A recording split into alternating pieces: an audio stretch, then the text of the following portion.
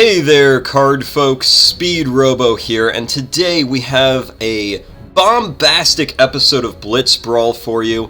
Joining me in the commentator's booth is a very special guest, Moonfassa, the Legacy's Allure streaming extraordinaire. How's it going today, my friend? Great to be here, Speedrobo. Thanks for the intro. I'm excited to be here. Definitely. Well, I'm excited that you're here because I am quite a fan of your channel and your regular Twitch streams, so this is personally very exciting that you're joining me here today. Oh, I'm flattered. Enough talking you up. Let's talk about these players. We have Mpire on the blue side playing Sylvan, and we have Nohavenameiwant, aka Patrick, down on red playing Gath. Mpire is taking the attacker side during this game of Blitz. Looks like he is going with a Kaladrix build and going very heavy on that hero investment, whereas the Kaladrix is going a lot lighter with a sort of Battle Fury Lightning Bolt support setup. What do you think of these two players' lists thus far? Patrick looks like he's bringing a classic Slingshot list. Nohavename always loves to bring Slingshot to every tournament. And I've seen this Kaladrix list from Mpire before. I'm not sure if you guys have seen it on channel before, but I like the chonky build on Kaladrix. Yeah, I think it's normally a really great way, a great direction to take this hero.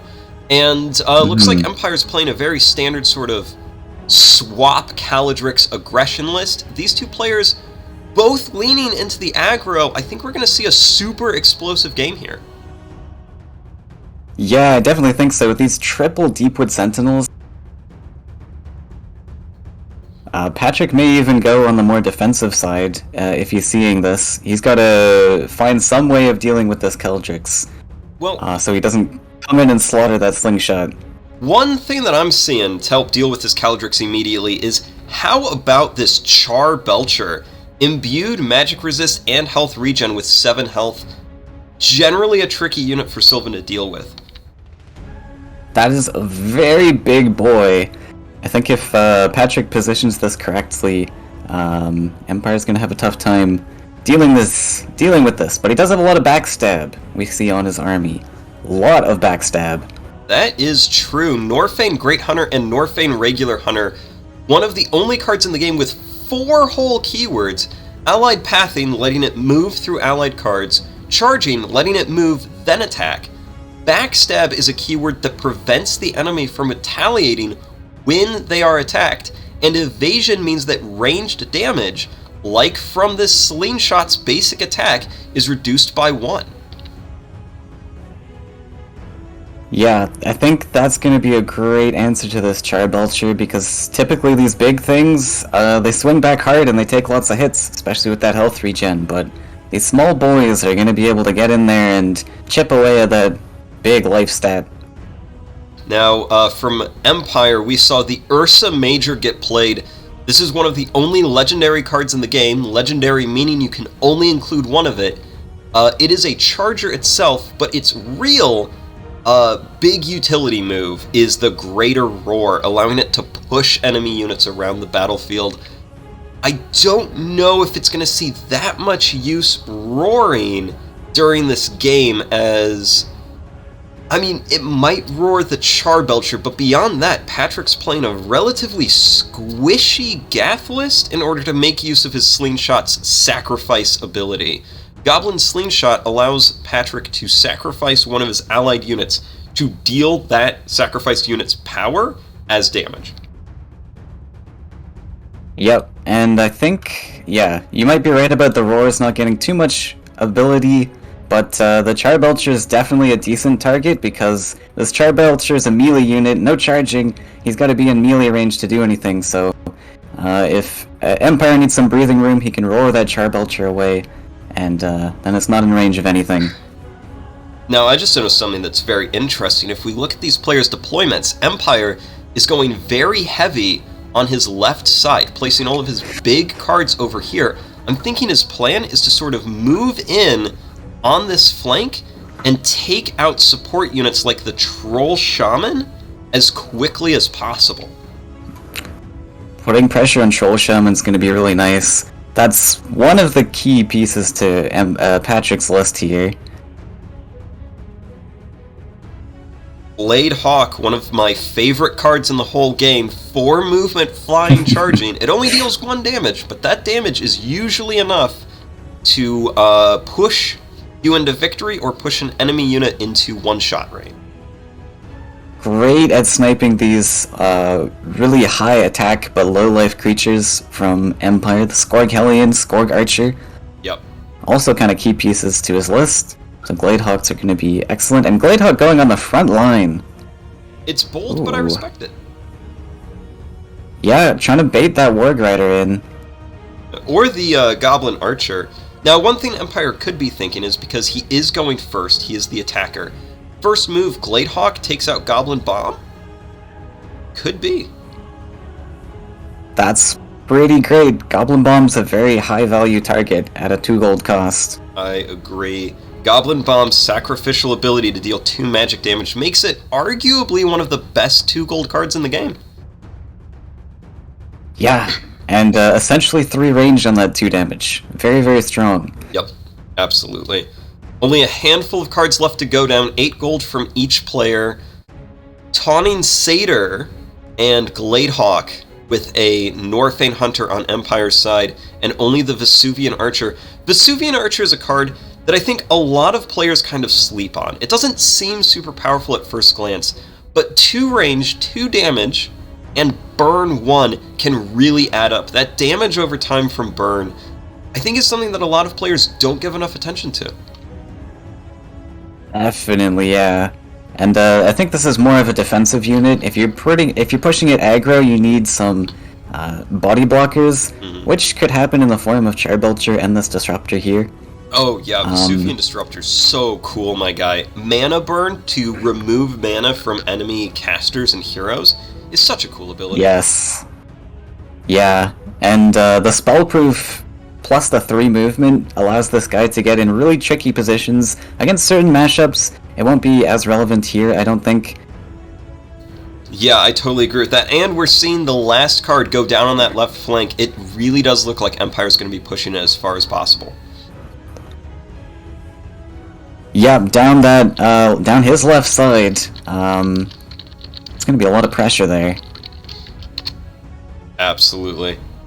Letting the players know that they're good to go. We're straight into the battle phase. The action is happening, and that Goblin Bomb is gone right away.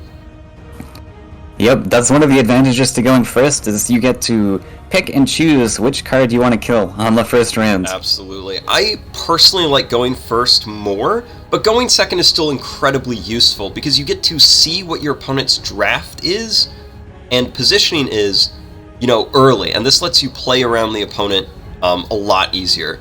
So going first or going second, both are equally good in my opinion. I have always preferred going first, but definitely going second plays a part in the end game, especially. Oh my gosh, yeah. You've got a much easier win condition. Yep. So for players who are new to the game, just joining us and watching, the win condition of the game is to capture this golden hex in the middle. Players will play the game in rounds, tapping their cards one at a time, taking 1 action each. When they're all tapped, a new round begins. At the end of the 7th round, whichever player has a unit in the middle hex wins. But if there's no unit in the middle hex, the defender will automatically win the game. So now what we're seeing here is Empire did a classic Sylvan move. Sylvan is all about maneuverability, and this maneuverability on Deepwood Sentinel allows him to swap spots. For 3 gold, which is already pretty great, as well as that insane ability. And we're seeing that Goblin Bomb, sacrificial 2 damage right out of the gate. Going down on the Ursa Minor, Empire with his 2 healers could easily heal this off. Yeah, and I think, just to point out, his strategy... Just gonna heal. I think that is generally the way to go. Okay, possibly thinking of baiting in that Northane Hunter. That's a 4 gold unit. If Patrick can trade that 4 gold unit for his 3 gold Archer, like, yeah, that's probably good. Exactly, we're doing the Captain Hindsight situation. Yes. But it is very tricky playing into range of the Slingshot.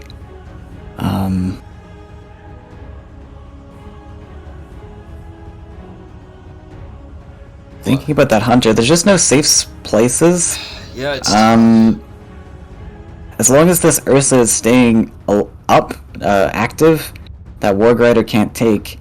But Mpire moving this Hunter means that this Ursa is locked down. He can't really move because he needs to be defending that piece. It is what in chess we would call a pin.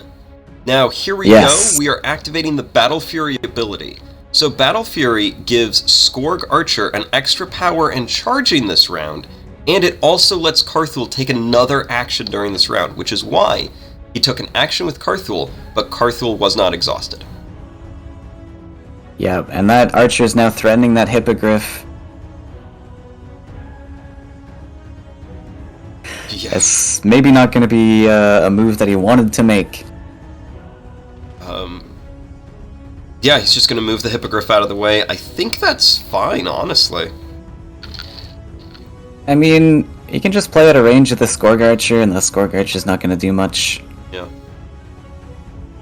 Waits, essentially deletes that 1 mana on the Kaarthul, but it does allow Patrick to gain some decent positioning now. Yeah, exactly. And the thing is that Kaarthul's just kind of here to Battle Fury and be an action tank, you know? Like, if I'm playing a support Kaarthul like this, I'm never upset when my Battle Fury doesn't go off during the round, because I still got value with that extra action out of it. Action economy is super important in this game.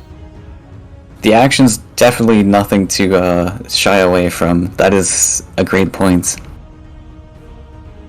And I think Mpire had +1 action on Patrick in this entire army, but that Battle Fury kind of puts them even in actions. Exactly, it makes them very equivalent. Patrick's still really thinking through his move. Gonna put the Warg Rider there, setting up for next round. I respect that. He has to be very careful with how he positions his units because of Kaladrix's Blade Echo. He's got to be constantly paying attention to these Deepwood Sentinels.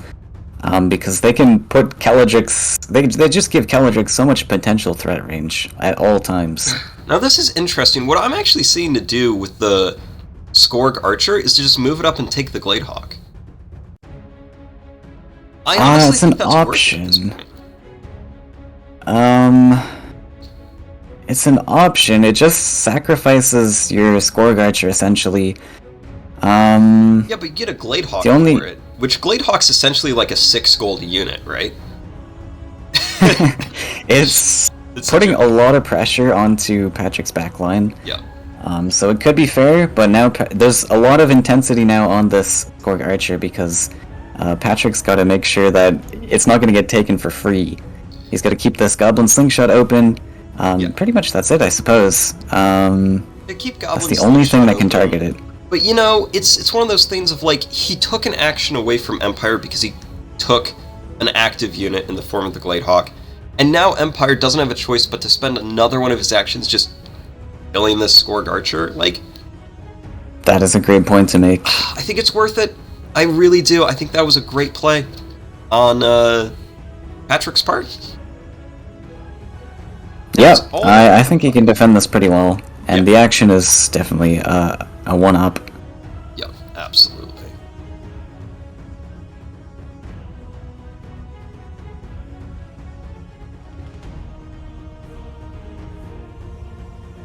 Excellent.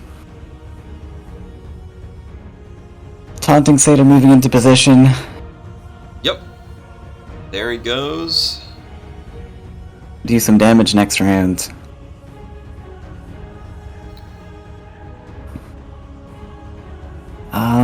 Another thing that Patrick has to be careful of is this center space that is a great take for Charbelcher usually might not be such a great take because it puts Kaladrix in range to backstab and Blade Echo the Skorg Archer off.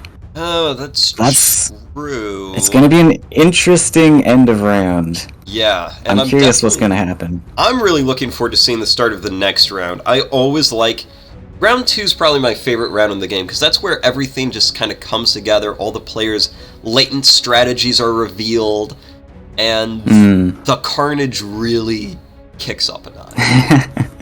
Yeah, round 1 is all about that positioning. And Patrick has moved this Grunt into trade range of the Ursa. Now, one thing about this, the Ursa probably doesn't want to take immediately, maybe he does, but if he takes the Grunt, this Warg Rider no longer has a path to killing this Norfang Hunter in the back, because it's only got allied pathing, not regular pathing. Yeah, but it opens the Ursa Major to getting taken out by a Troll Shaman plus Skorg Hellion play. Exactly, yeah, so it's probably not wise to go for that play just yet. Yeah.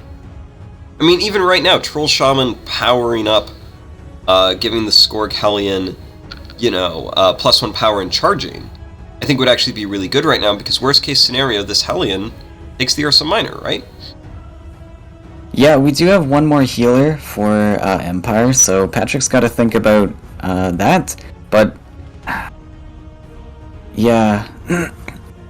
Thinking about moving the Disruptor in. I'm not sure about the Disruptor just yet, because I think we want to take out the Miner. I think the Hellion is a really great way of doing that. The only issue is that we need an extra ping, which could come in the form of the Slingshot or the Warg Rider.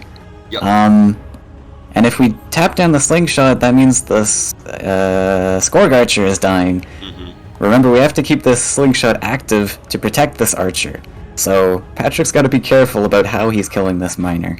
That is better analysis than I could have done. Honestly, you're dead on the money there. Oh, this is getting dangerous. Kaladrix moving forward one. That Slingshot is now threatened. Charbelcher's gonna have to go in and possibly capture center? Thinking of the capture center, I'm not sure about the capture center because of that Blade Echo. Yeah. I don't know. I think it's good though. It's just a free. I mean, it's a free 2 damage on the Charbelcher because of this health regen. Right. Oh, actually, that Ursa Major's in kill range. Never mind. So here's what I'm looking at, right? If Charbelcher takes center, it's only a free 1 damage on Charbelcher, because he'll get the shield token. Right, the shield's something I completely missed. Yeah, that's 8 life if he goes center. That Charbelcher definitely would live then. It's just so much damage on it. Just gonna play it passive, and threaten the center hex. Patrick's really taking the defender role in stride this game, playing a much more passive, how about you come to me sort of setup here, and I think it's good. Yeah, and I think this is the way he has to be playing because of how aggressive this Kaladrix can be, and these bears as well. But Kaladrix just has so much potential. I firmly agree with that assessment. There's a lot that can go wrong fast over on Patrick's side. Definitely. Alright, let's free 2 damage on Grunt. Interesting, so Ursa is not planning on taking this Grunt then. This, I like. This allows the Norfang Great Hunter on Empire's side to move up and do something useful, and then the Ursa can do something else that's useful. Okay, I like this a lot. Vesuvian Archer getting in range to really mess up the units that Empire's trying to push down this left side. Vesuvian Archer might be ranged, but it's still going to be dealing 1 damage and burn to these hunters, which is enough to take them out. The small hunters, yes. I think the Great Hunter is going to be moving into position of that Grunt, so it'll be slightly less relevant. You can only peg that Great Hunter down to 1 life, but definitely is putting pressure on that Ursa Minor, or if anything else steps up in the future. Yep, I agree with that. So one thing that I did see that's kind of interesting is Ursa Major could move into the F3 Hex and roar Charbelcher away. Yeah. Opening up the Slingshot to Kaladrix once again. Yeah, and I think that is a great move that he might be trying to line up. I think, like I said earlier, Charbelcher's a great roar target just because he's so slow. No charging, can only make melee attacks. One thing Patrick's got lined up here, though, is the Warg Rider to take out the Norfang Hunter on what is that, 2, 3, 4? Yep, H4. And now that other Norfang Hunter is blocking the path for the Major, so that's a free unit. Oh, that's true! Good see! Ooh, okay, that was I like it. Interesting. Healing the miner, making sure it's safe. So he's trying to make Patrick do something first before he moves up this Norfang Great Hunter on his right side. So one thing I noticed is that Patrick cannot move the Grunt. The Grunt is actually pinned. And the reason why is because Ursa Major roars Charbelcher. And then he's going to need to use the Grunt to block Kaladrix so that the Slingshot doesn't die. That's a true point. Yeah, this might be a problem. Yeah, Oh, he's going for it. He's moving the Grunt. Grunt has been moved. No more body blockers. Kinda scary. Yeah, he might not see it currently. Like, he's trying to... Like, the Grunt's purpose is usually to bait units in because they're such chunky units. Decently mobile as well. So he's trying to bait in that Norfang Great Hunter, but yeah, I think this Ursa Major is going for the Charbelcher take. Oh. Yes, he can take Sentry because Kaladrix has allied pathing. Oh no! And now he's lined up this amazing this is Blade big. Echo 3 on the right side. Like, that Slingshot can move, but look at that huge swing. Wow. Kaladrix coming in huge for Mpire. Yeah, I didn't even see that shield take. That was great. Okay, so here's something interesting. Goblin Slingshot can sacrifice the Skorg Hellion and then move back and be safe. And still deal damage. He can. Whether that's worth it or not, I'm not sure, just because we lose the Hellion. We lose the Hellion action, which might not be so important at this point in the round, but... I mean, at this point, Patrick's getting out-actioned anyway. You need to make plays like this to get your stuff going. It could be true. Another option is saving the Troll Shaman with the Hellion, and you get 1 extra damage that way. Yeah! I don't know. Might even be able to take out this... Let's see, Kaladrix has 5 life plus the armor. If there's enough actions, Patrick might be able to threaten that Kaladrix. I'm not sure if he has enough actions. It looks like he might. So let's see, we can actually count the actions. Patrick right now has 1, 2, 3, 4, 5 actions, and Mpire has 1, 2, 3. He does have enough actions. He can do this. Right. So the thing that I'm looking at is when Kaladrix inevitably takes these 3 units, the Grunt, the Disruptor, and the Charbelcher, he's in range of that Hellion hitting in and the Warg Rider hitting in. Yeah. And honestly, that Hellion... Ooh. What is this doing? Just gonna let the Slingshot go? So what I was gonna say, that Hellion can be boosted to 5 attack and pierce, which one-shots the Kaladrix. It does, that's true! Oh, that's a really good point. But he is... I actually like this. I respect it a lot. Because that Kaladrix hit on the right side is so huge, I think he doesn't honestly mind losing the Slingshot. Maybe. I'm not sure. I think you're right, Because we still have... Troll Shaman plus Hellion can just one-shot that hero, and that's not a small hero. That's you know, 12 gold hero. Yeah, I'd take this trade all day. Slingshot for a 12 gold Kaladrix? Okay. And Mpire is really forced to do something with this Kaladrix because he has less actions. And Battle Fury coming in clutch with that +1 action here. I think he might not even go for the take. We'll see what happens. Yeah, we'll see. He's going to take with that. I mean, right now, if I'm Patrick, I'm Troll Shamaning up this Hellion. I'm spending 3 mana, we're going. Might as well. I hope he gives us piercing. Yeah, I would spend 3, just make that Hellion threaten Kaladrix with a one-shot. Yeah. You know, just really go to town. This Northang Great Hunter on Empire's side that he just moved up is in threat range of the Warg Rider now. Tensions are building. Just gonna skip with Kaladrix. Maybe? Patrick really thinking about his options. He's got a lot. He's got a lot of options right now. There's a lot of things he could do. He could use the Warg Rider to take a Hunter. That's good. He could use Troll Shaman to buff up Hellion. That's good. He could just skip with Kaladrix, and that's good too. We really just want to see and I mean, skipping is... No, you go ahead. You finish your thought. I was just gonna say, skipping with Kaladrix I think is the best move here, because you're forcing Empire to invest some action now. He's only got 2 units left, and they're very important units. This Great Hunter wants to take that Grunt, or the Kaladrix wants to take a swing, and then that opens up you to do whatever you want with Troll Shaman. Yeah, absolutely. It's down to Empire now. And here's the other thing, skipping with Kaladrix right now means that if Empire skips, Patrick can also just skip and go first next round. Yeah, that's another thing you can do. That's like scary, you know?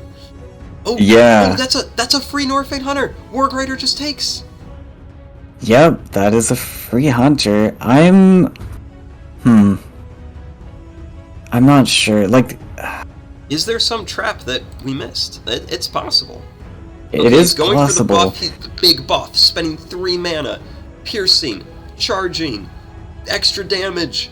We're gonna one-shot this Kaladrix. Come here, come get me. Even if that Kaladrix doesn't move up, even if he doesn't move up, that's 5 damage on the Ursa. I mean, Ursa's toast. Some stuff is dying. Stuff is dying yes. right now.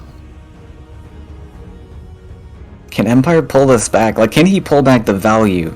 I'm not saying any player is taking a significant lead here, but can he pull back this insane amount of value that Patrick is lining up? Yeah, oh man. I mean, Skorg, so he's gonna lose the Hellion at the end of the round. So that's 4 gold. So 8, 12, 16, 19 gold is gonna be down for Patrick. And Empire's gonna be losing at least 13 here. So 13 plus 4 is 17, basically dead even. Wow. Yeah, all those early trades that Empire took, and now Patrick's trying to bring back that value. And Empire thinking long and hard about this, because it's a very difficult decision. 2 gold is I don't know what I do here. So, like, just being that little bit different, I think is fine. This is wild. Yeah. Really? He's gonna Blade Echo? I was thinking of this side. It's okay because you don't have a lot of answers to the 4-life creatures here. This lines up trades with your 3 attackers. And it puts Kaladrix out of position of the Skorg Hellion and everything. The only issue is that Ursa Major is in trouble. Ursa Major could just get taken right here. Actually, wait, he goes down to 3 life. This is fine. If Patrick makes a play here, that Ursa can take the Warg Rider, and then he's kind of safe. He needs to be healed up, but he doesn't get one shot. We'll have to see where this goes. I mean, these players are in a dead heat right now. Yeah, a lot of action in round 1. I think you called it, where this was going to be a very explosive match. Oh yeah, these 2 players, I could tell they were willing to go at each other's throats, and that's one thing that I like about Blitz. This kind of thing happens a lot. This is a very fun and fast format, and it's probably my personal favorite to play. I love the standard 160 draft, you know, picking cards out of your kingdom, but sometimes I like to just throw cards on the table and see what happens, and Blitz is the mode for that. It's definitely a lot faster. Gonna actually take out the small bear. That makes sense as well. This is good. It does keep this Ursa Major nice and healthy, though. Yep. So Empire's gonna get to go first if this is the decision Patrick's locking in. Yep. It is. That Hellion dies off. I think... Ooh. So I think the biggest threat here is that Warg Rider that's got 3 damage on it because of that Great Hunter. Oh. Kaladrix could just take a Blade Echo swing again. That would be fine. Yeah, I think a Blade Echo swing. I mean, another thing you could do is run Kaladrix in and just Blade Echo. Oh no, Hunter! Hunter the Slingshot. That's legit. I think that's pretty good. Yeah, it's not bad. The Warg Rider's currently pinned, because if Patrick moves his Warg Rider, Kaladrix is dead. That is true. It's not like a huge high-value target, but it is doing something, so I don't mind it. I think I said Kaladrix, I meant Kaarthul. I meant this guy right here. Yeah, Kaarthul. I'm still recovering from my flu, so... Right. That's why I sound a bit off and my brain's a little slow today. I make that mistake all the time, their names are similar. So the thing I don't like about taking the Slingshot here is it's not really doing much this turn. It's kind of just sitting there. Yeah. And then you put the 3/3 in range of the Charbelcher. Like, Charbelcher's slow. Don't give your Charbelcher free trades. But look at him. He's such a good boy. He deserves snacks. He deserves snacks. Yeah. Okay, I like this. This is the play I was looking at. I think it's super good. The only thing I don't like is that now your Great Hunter's dead, right? Yeah. Because the Warg Rider's no longer pinned, so just take the Great Hunter. But you're opening up a trade on Charbelcher with the Ursa Major. Actually, okay, I like it. I don't know. Now Charbelcher's under threat. There's a lot of things under threat on both players' boards. I mean, look at this Warg Rider willing to just... A Warg Rider can take fly whatever he wants. Whatever it feels like, man. Like, there's so much under threat for both players. Yeah, I think Empire's side, where the things are threatened by Warg Rider, are pretty well defended. Yeah. That healer would suck to lose, but I don't think he cares too much. But all of these 2-attack things, they're defended by other 2-attack things. Yep. But yeah, Patrick's got to be careful about this Charbelcher. I think that's a really great setup with the Major. Either Patrick saves his Charbelcher, then you take out the Warg Rider or something, or save your Great Hunter. Or Patrick takes the Great Hunter and then your Charbelcher's dead. I say we just kind of lose the Charbelcher here. I think I'm fine with that.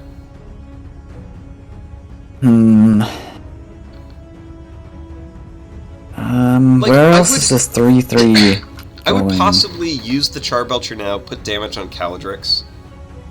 And then, if our Charbelcher dies, the Charbelcher dies, like, whatever. I mean, that's a 10 gold unit.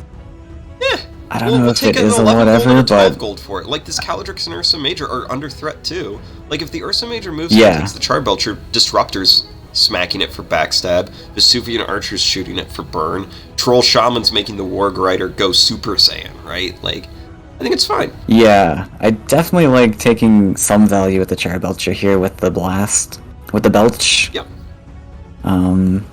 He's a gassy boy, just like me. Man after my own heart. Gonna go for the heal, save that Kaladrix. And yep, free Hunter is free. Yep, we'll take the free Hunter. Really? Whoa, that I was not expecting. He doesn't with the Charbelcher? Why not? I suppose he's trying to protect his healers.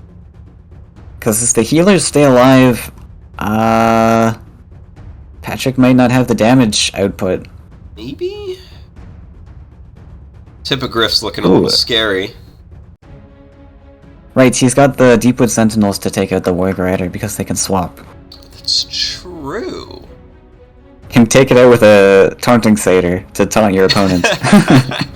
I mean, he could swap in the Taunting Satyr, and then Taunting Satyr does have 1 damage. I mean, go for the style points. Absolutely, I encourage this.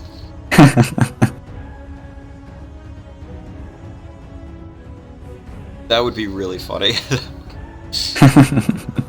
It would put it in a decent position as well.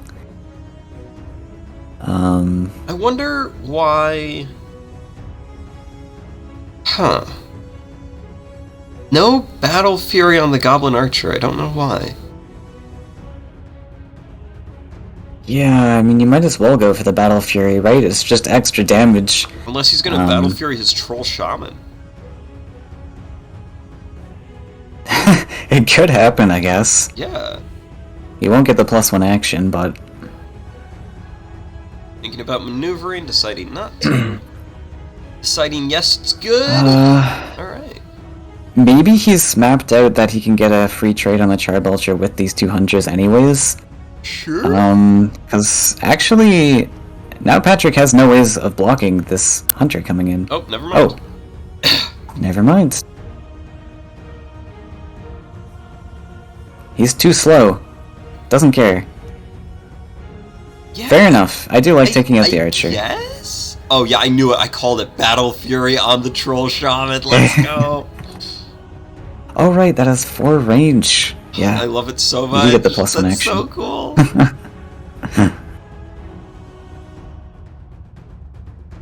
2 power archer. So we're probably just gonna see a save on the bear.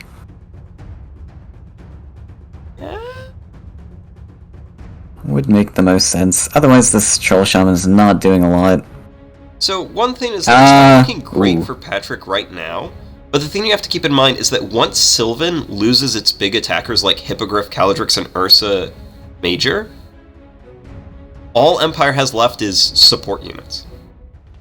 Yeah. Like, that's the thing that you have to keep in mind here, is that if Patrick finds a way to deal with these somewhat large attackers, things are going to get really bad for him really fast.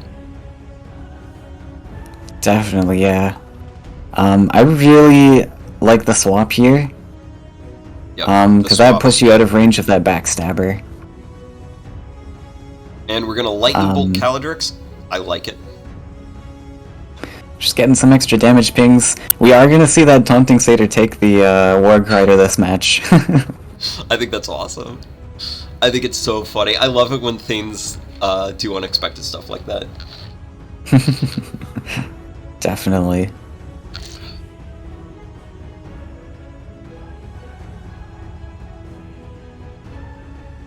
Gonna take the backstab hit. Yeah. This Ursa being here also keeps it in range of that Charbelcher still. So that Charbelcher is still not safe. It's not. I think Empire made a really heads-up play by not immediately popping the heal on the Major as well, because this Charbelcher now has a kill lined up on Kaladrix with that lightning bolt.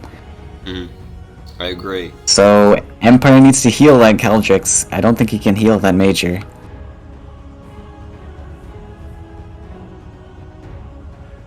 Things are getting tricky.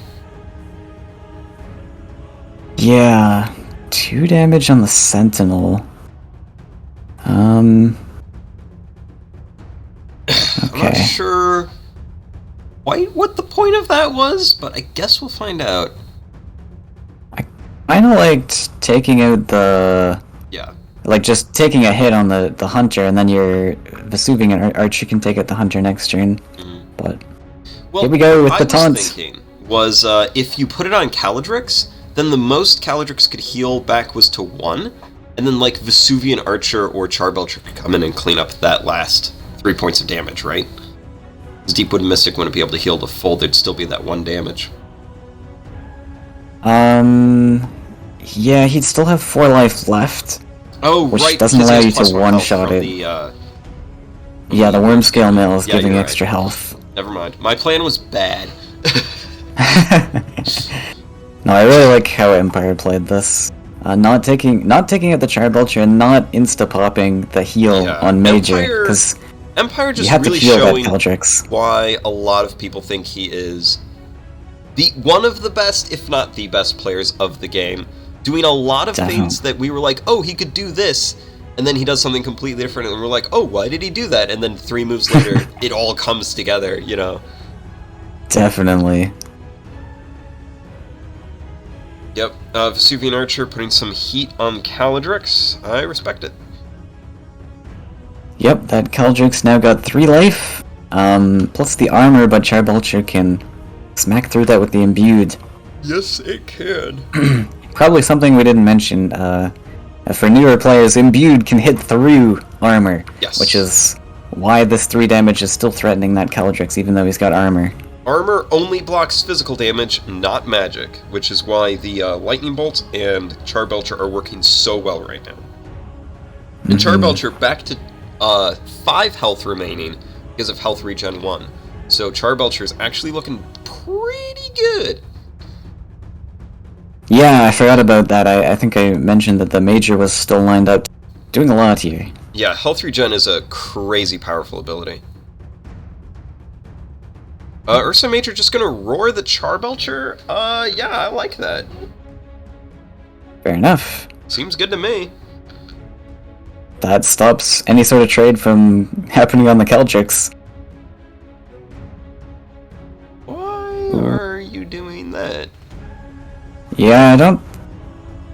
Wait, what? that still sets up a double kill on the I Kaladrix. don't know if I like that. Oh, I see it! Troll Shaman! Troll Shaman's secret additional ability! It reduces incoming damage to 0! Kaarthul's alive for the whole round! Ah, yes. That's genius! Oh, I just saw that! That's so... I'm not even kidding, dude, that's so smart! Because now Kaarthul can Battle Fury and Lightning Bolt, and he's totally safe. Fair enough. Oh wait, never mind. Not... Commentator! Crap. I forgot. Alright. Oh no, Mpire! Kinda gone. Mpire had the perfect solution lined up and we totally missed it. Yeah, the taunt. Oh, kinda nasty. Mpire outplaying even the casters today. Yeah, that taunt was pretty big. I think Vesuvian Disruptor just takes the hunter, right? Like, I think that's the play. No, Vesuvian Disruptor takes Ursa Major. You know what? That is better. That is better. What am I talking Yeah, I mean, I don't know if many things are gonna matter anymore. Empire's got so much stuff in comparison. Okay, so the thing is that, looking at it, how does he kill this Charbelcher? Like, straight up, how does he I mean, with all these actions, it should be reasonably easy. Okay, well now he does it, because it's with Hippogriff range now. I think that was a miss. Yeah. Oh, wow, that's... Kaladrix setting up the full clear. Okay, yeah, the full clear setup with the Deepwood Sentinels, which I totally missed. I think Patrick totally missed. Game's looking I mean, a little over. I don't think Patrick could play around it. His units were grouped, and there was no way of ungrouping them. Yeah, Mpire just played so good in the early rounds. He just managed to set up everything he needed for victory later on. And, that is why Mpire is the winner of this week's Blitz Brawl. Congratulations to Mpire, and a huge thank you to Patrick for playing this game, and an even bigger thank you to you, Moonfassa, for joining me on commentary today. Well, it's great to be here. Thanks for having me. And I will also give my congratulations to Empire. Yep. And don't forget to join our Discord if you would like to play this game for yourself. We're always happy to teach new players. Stay tuned to the website for information on pre-ordering Legacy's Allure product releasing this summer. And we'll see you next time. Very exciting stuff.